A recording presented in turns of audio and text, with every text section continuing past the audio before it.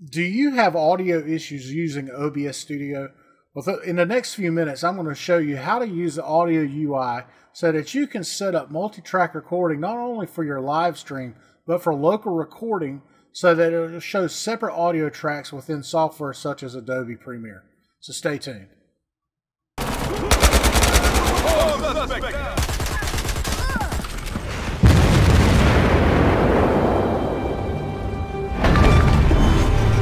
Enemy cruiser foundered.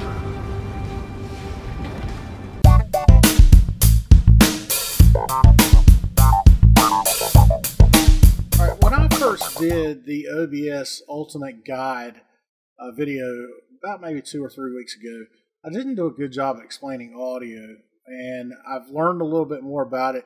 And so what I wanted to do is I'm just putting this video together to kind of go through audio specifically with OBS Studio.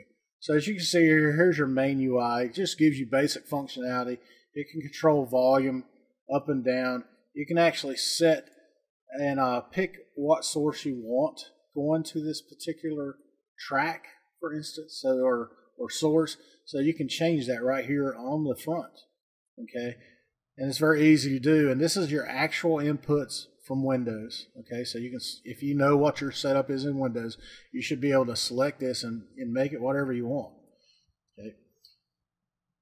Another thing that you can do in here is you can set a filter. Say, for instance, this is really good for microphones.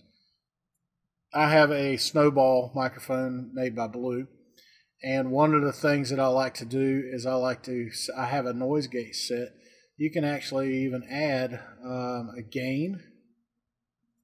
Okay, and you can boost your mic in here by setting the gain up and down. Okay, this works really well. I've had people say, "Holy cow, your microphone is now booming." Okay, so keep that in mind, especially if you have issues with a microphone that doesn't have enough signal. You can add a filter in here and add gain. It's really nice. So that's it. It's really basic. Okay, but you have all your different controls here. It's nice. It's like a little mixing board. But what I really wanted to talk about is specific to the mixer here, mixer settings. Okay, so what I wanted to talk about here, you just have the name. This is your sources that you already see down here. The volume percentage that you have set is just repeating what your slider is set at. Okay, you can down mix to mono. It's defaulted to a stereo channel left or right. You can pan those as necessary. You can set a sync offset if you want. Say, for instance, you have a game capture card that has this offset. You can go in and you can set offset. And that's something really nice to do. But here's what I really want to talk about. And these are your sources and tracks. Okay, you have 4 tracks built in to OBS Studio. This is nothing that we had in OBS Standard. Everything recorded to 2 tracks, microphone and desktop. Okay, and within that, depending on how you had your settings configured, you could have, multiple different sources feeding to that one channel. But here, you can actually manually select up to 4 separate sources for multi-track recording. So I could have desktop audio. This would be like my game audio. I would have another desktop audio source that could be set to something like your Spotify, something like that, some music feed. Okay, if that's what you have. You can have your microphone, and you can have another auxiliary device that's patched in. It just all really depends on how you have audio set up within Windows. Remember that you can go down here and you can actually change your source, right? So you could pick any of the Windows settings for each of these channels. It's really nice. It's very functional. You can do pretty much anything.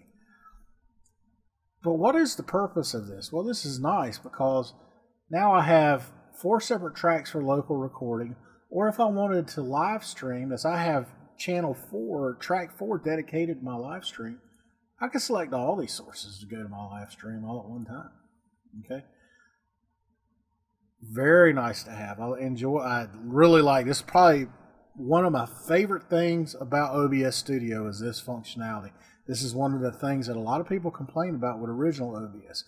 And the reason that they didn't use it for local recording and why they would go to something like DxTory, because DxTory gave you multi-track capability. Let me just give you a little idea or a little sample of what the strength of this is. Okay, so I have these settings. Okay. In local recording, I can, let's see, I'm going to record. Here I am. Hey, all right. So I'm going to run a test record real quick. Hi, my name is Punisher, and this is a test recording of OBS Studio. I hope you're having a great week. All right, so now I've recorded that, so let's go into my file explorer for whatever it's working on. Maybe it's in here.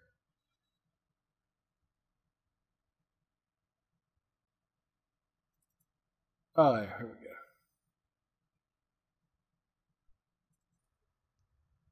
All right, this is a test of OBS Studio software using multi-track audio recording that I want to show what it does in Premiere by separating audio tracks.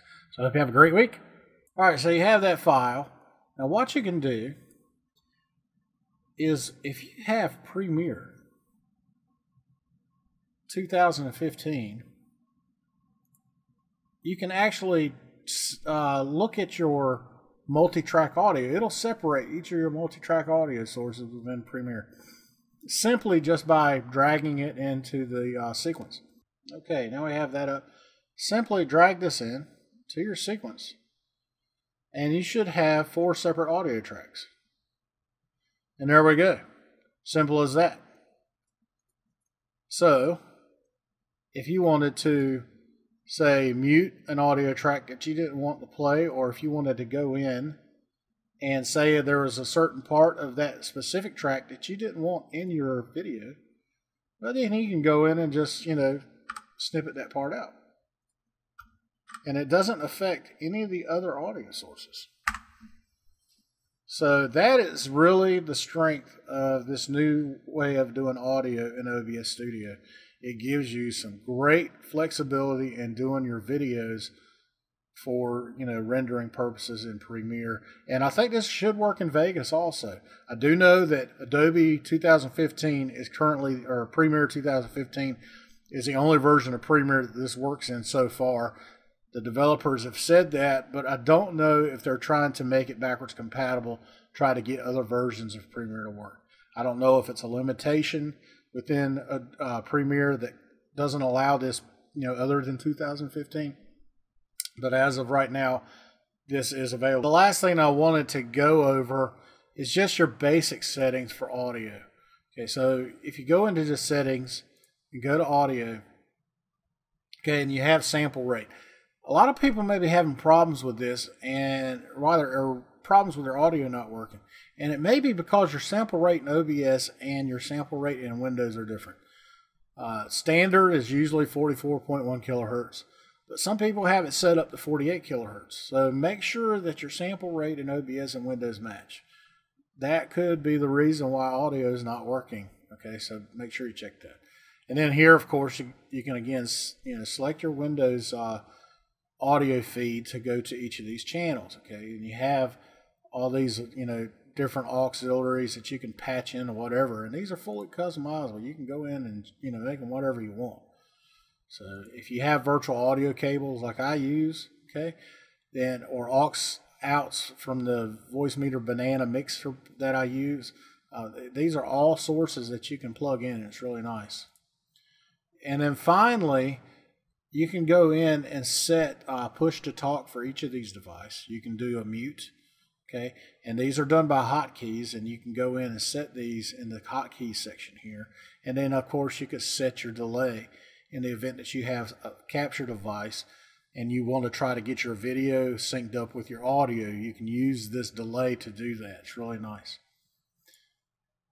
Well, gentlemen, that's it. I appreciate you watching. I hope this helped you out. If you have any questions, please feel free to comment below. I'll try to help you. And I hope this video helped you out. I hope you have a great week, guys. Give me a thumbs up, like, subscribe, share. Have a great week. See you later. Bye.